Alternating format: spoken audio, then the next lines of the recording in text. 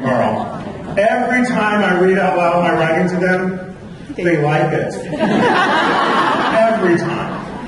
And then they try to be a part of the process too. They try to climb. Carl particularly likes to climb on the computer while you're writing, and so he's such a part of my process. But a little more to do with that. I'm that kind of guy. I think some of you realize that about me. I do a lot of my writing on gum wrappers, you know, and church bulletin and envelopes, because I get my ideas, and when they come to me, I get lots of them, and I never used to know what to do with them. But I started keeping a notebook. So this is my Zach De La Cruz bank. It's where I make deposits and withdrawals from. So I know when I've got those wild pieces of paper, I can glue them into my writer's notebook, and I can play around with it, and I can ask ideas. As I wrote about in my book, Mechanically Inclined, the writer's notebook is a playground. So I get to do that, play with ideas, ask questions, and think about all those kinds of things. And then I even have this little contraption I got at a museum that I can put some of my loose sheets on as I go, so I make sure to add them in. What? Is somebody saying my desk is messy? Oh. Well, yeah. Okay, just who has the messy desk in here? Okay, so cluttered desk, creative mind. It's okay. So if you're not perfect, if you still have a messy desk, there is still hope for you.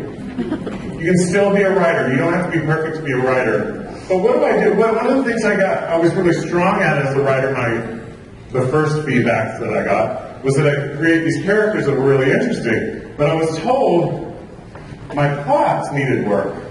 So what do we do as writers? When we find out there's something we need to work on, we go figure out how to work on that. And I have to give some props to Margaret Alderson. Same last name as mine almost, except there's one letter different. So I think we're spirit animals or something. But in this book, she really has a way of looking at plot, but I understood it in a deeper way because I was looking at it as a writer and a reviser. And I think there's some things we can learn that we can use in our classrooms. So this is what I do when I'm revising. I go back, because she's real big about writing all the way through to the end, not doing that thing where you keep working and reworking that beginning that you may not ever use. You just write all the way through the first time, then you go back and revise, and then you really start looking and thinking about structure. And the very first thing that you have, these blue post-its, is where I track the dramatic action.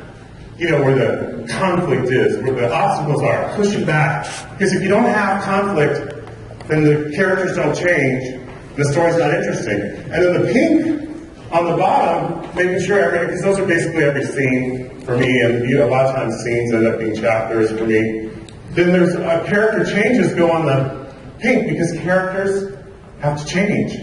And they're changed by their environment, they're changed with the other characters that work within them, so and if there isn't a change going on, then it's boring, right? And what has to happen is that when the characterization interacts, the character changes interact with the plot and the action, then that's what the theme arises from, and that top post-it note is about the thematic significance of that piece. Anyway, looking at it as a writer, it unlocked for me that talk that we have. Because when I started teaching, writing about characterization, well, I'll go to that in a minute. See, that's one thing my slides are different. You've heard me say this before, right?